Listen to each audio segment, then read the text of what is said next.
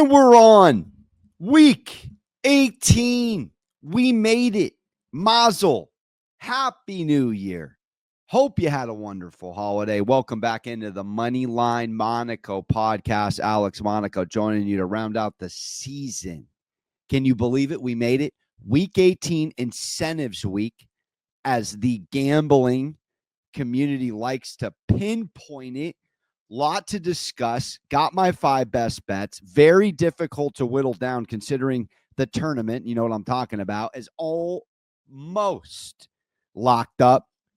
Bengals, if you do catch my show on MSG Networks, the better half hour came through for us. Not a ton and worth watching the show from a splits perspective of discrepancy,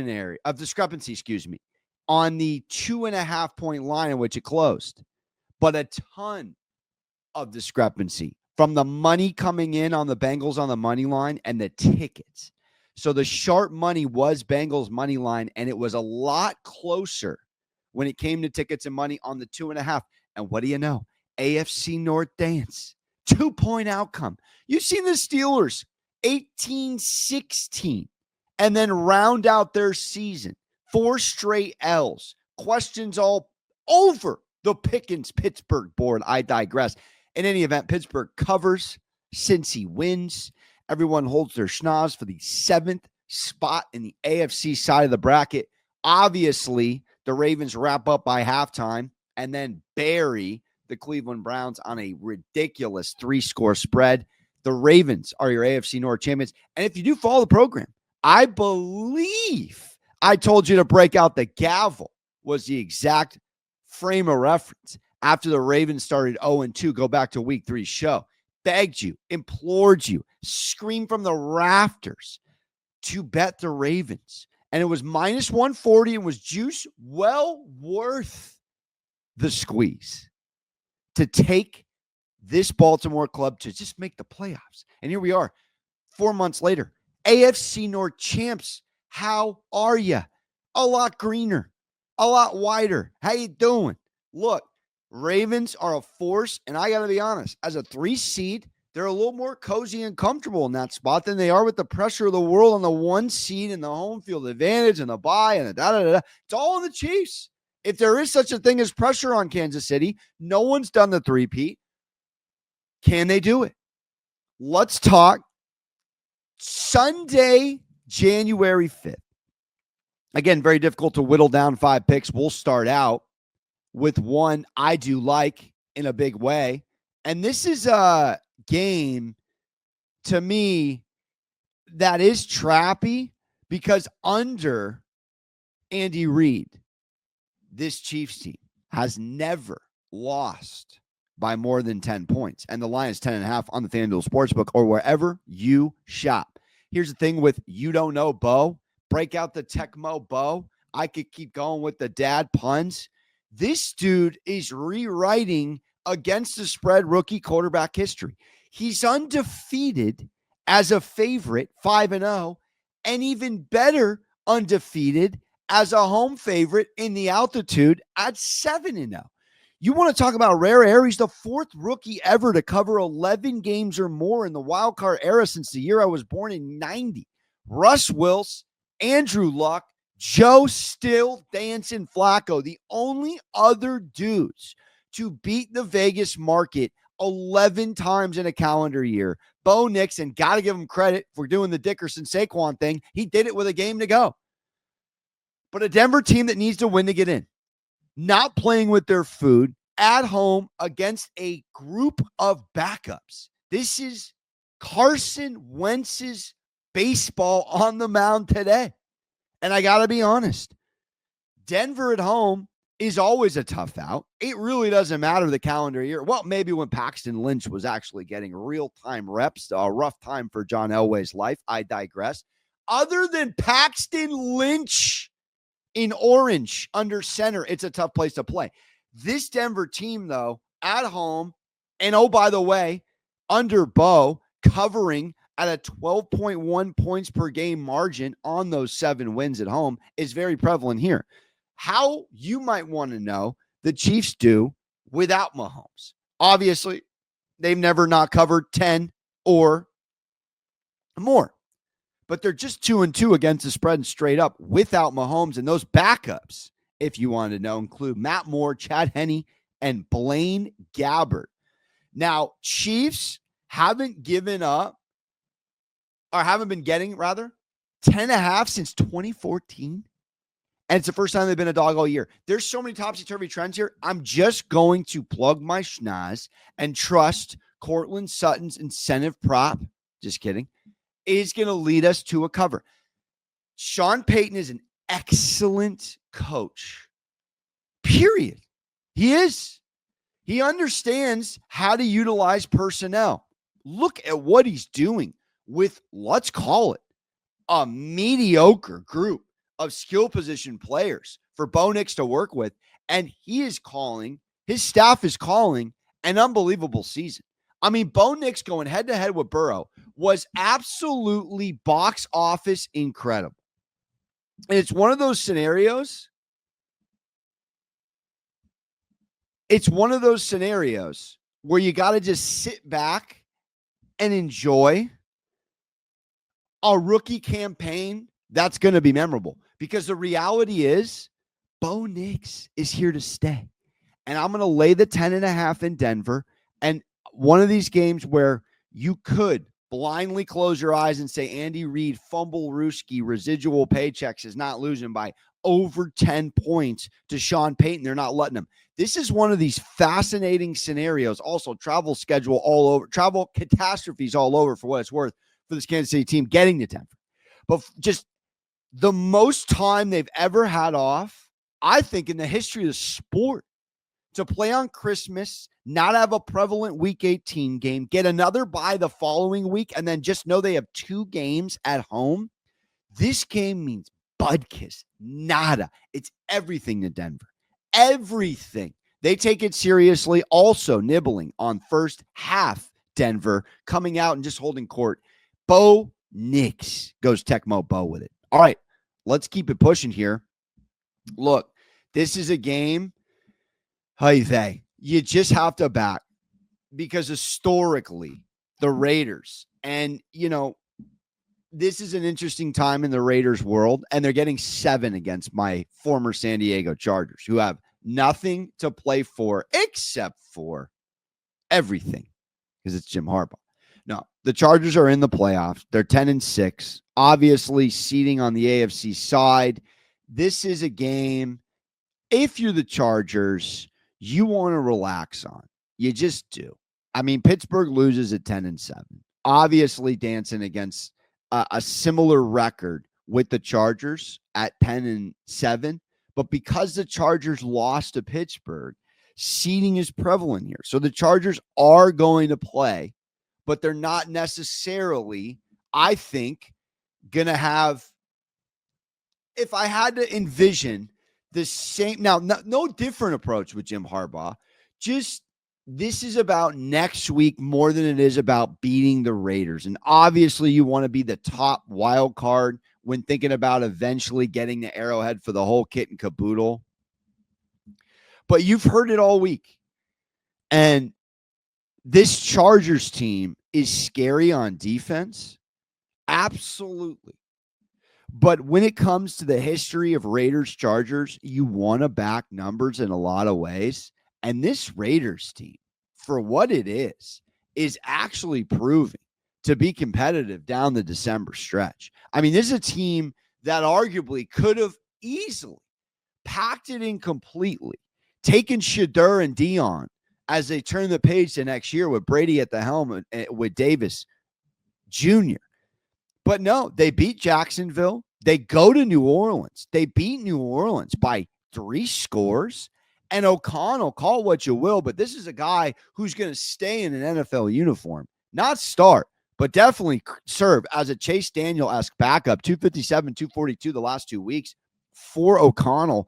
Look, this Raiders team, as bad as they are as a run D, is not anything to snub at from a pass D perspective. Now, obviously, Herbert picks you apart if he has time. But a pass rush, not one of the worst pass rushes if you're comparing rush D. I mean, this Raiders run D is not great, but this Raiders pass D, you got to give your flowers to. I mean, they're barely giving up 200 a week. Barely. And so when you have a defense that keeps you in it in some capacity, and you look at the last month of football for the Raiders, I mean, you lost a competitive game on Monday night to Atlanta. Sure, it was Ritter. But in the last, let's just call it after their bye week, I mean, they lost that tough game to Miami, a tough place to play, and that was with Gardner. And you got to look at this team a little differently with O'Connell. And again, a boring game for a lot of people, so I won't go in the weeds. But a team that obviously played this Chargers team first time around in LA, and for what it's worth, it's in Allegiant Stadium in Vegas. But it was a Minshew round one, and it was a week one. And if you were with me all year, we slammed the Chargers week one. It was a -3 spread. I remember everything like Rain Man in betting. And it was a nice number to back for a spot where Harbaugh envisioned the culture he implemented that day to perfect execution. But this game is not that. They'll play their starters. They'll play to win, and the Chargers will likely win the game. But to sit here and lay 7 for a Chargers team on the road in the division, you got to work backwards on this one. A Raiders team playing for a lot of guys next year. Pierce coaching for his job. You can make a case. Now, Vrabel made his coaching rounds this week, starting out in New York at MetLife. But if you don't think Pierce is sitting there wanting to finish this thing strong, you're kidding yourself. Raiders culture is real. Give me the 7. Let's keep it pushing. Now, another interesting game. I'll be short. I don't even really want to tell you anything other than just plug in to a reality for me that you're not going to love. But Aaron Rodgers, who ends his career apparently, ends today, Sunday, January 5th, against the Miami Dolphins. And it's a pick'em game. And it's a pick'em game with Aaron Rodgers likely going down for the history of his career. Now, this was the worst loss you could have possibly envisioned against Buffalo after the Patriots show up against Buffalo. Make it a tough outing 2 weeks prior, but the Jets just laid over for Buffalo. It was disgusting. Rodgers apparently exited himself out of the game. Tyrod Taylor comes in, couple of touchdowns. I digress. This is different. This has been a tumultuous 2 years. Arguably, Jets fans all over, famous or non, feeling the deep sadness at this season was Aaron Rodgers. The point is, Miami's a warm weather team. It's effing freezing in New York this week. I'm telling you, my California, are all the way 3,000 miles away up my stomach. That's how chilly it is here. Nobody wants to be here. Miami is going to be scoreboard watching Denver. Denver's going to wrap up Kansas City by halftime. Miami is built backwards like a Madden roster. McDaniel needs to go get LASIK, put the Office Space glasses aside. The act's over. It's not funny anymore. They don't play hard. They don't play physical. They're built like a video game. They don't block for Tua. He's had health repercussions because of how bad Miami's offensive line is, or lack thereof, mediocre, however you want to call it. Sure, decimated on defense in a couple of ways, big front seven injuries. This team is just not to be trusted, all right? Like someone showing up at the finish line in your life, yada, yada. Gut check game, AFC East type game. Jets off a loss. Miami thinks they're feeling themselves. No, dude. Miami is an embarrassing organization. Flat out. Flat out. Go follow Frank the Tank. They're embarrassing themselves. Why are you signing wide receivers, plural, to multi-million-dollar deals when you can't block the quarterback? It's a joke. Aaron Rodgers, farewell game. Jets money line. For no other reason than it is how it's supposed to end. in New York, if it is ending today. All right, let's talk Carolina, a number that's just way too big. Gave this out on the better half hour. I love it. I think it's a right number.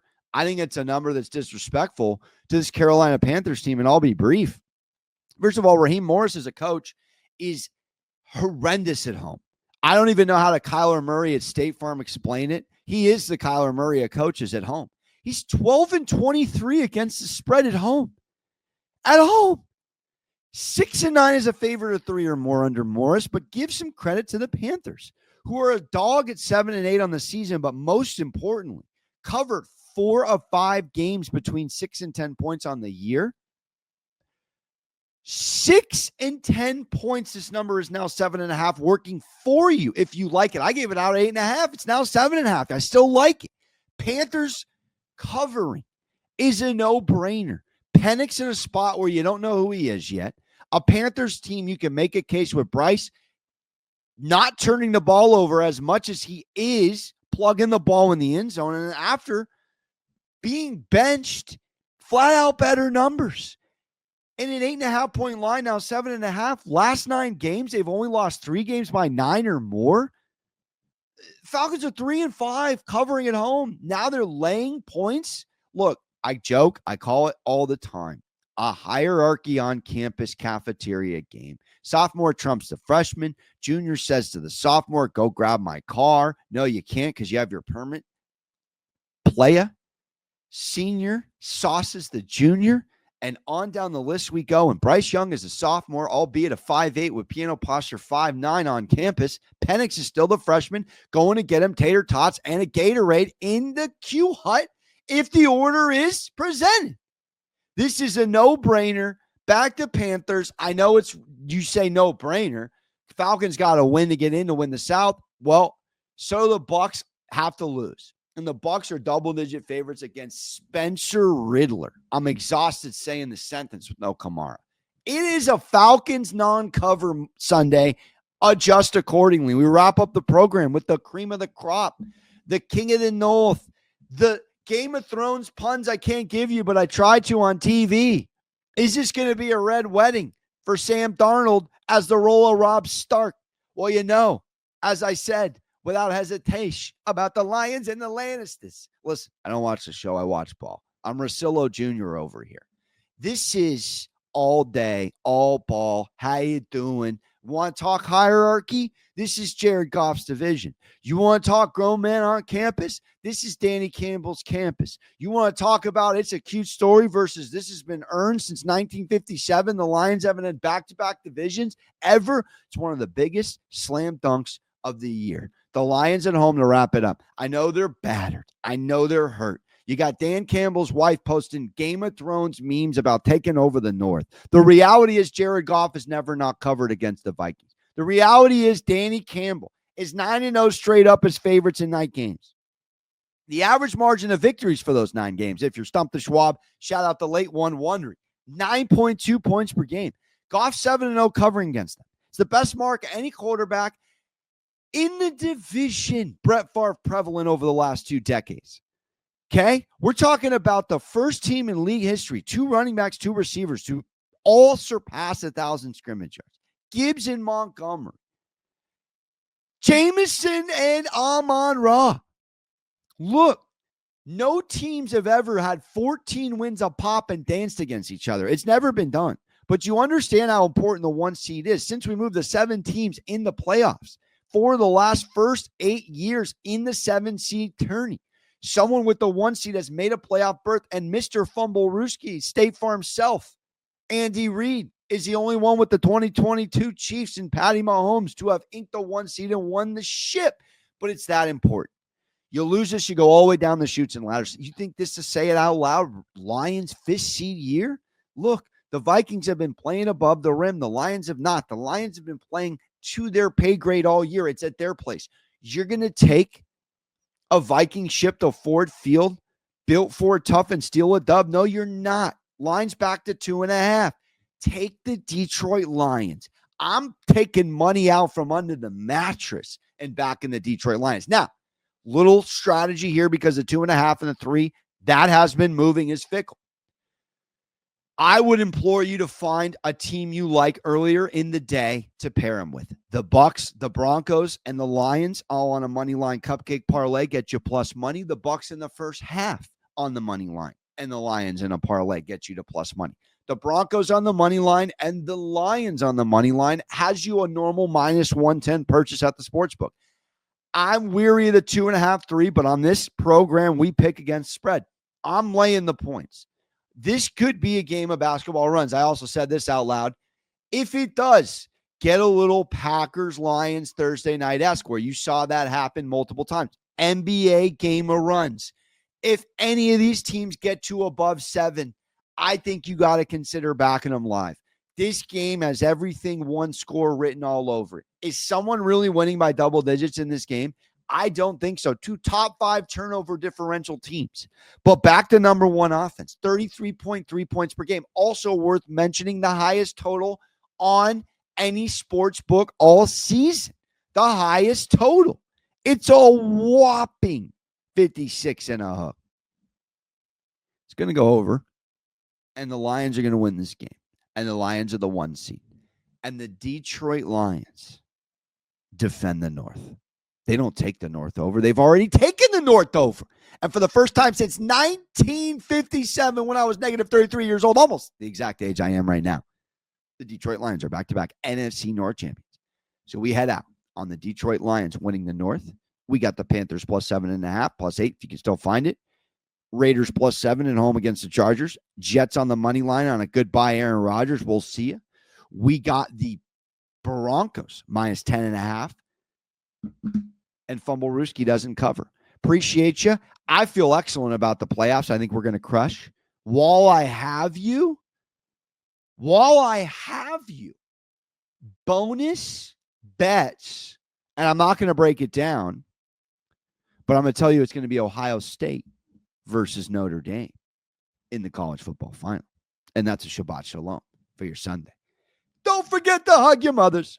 We'll see you next time. Or we'll see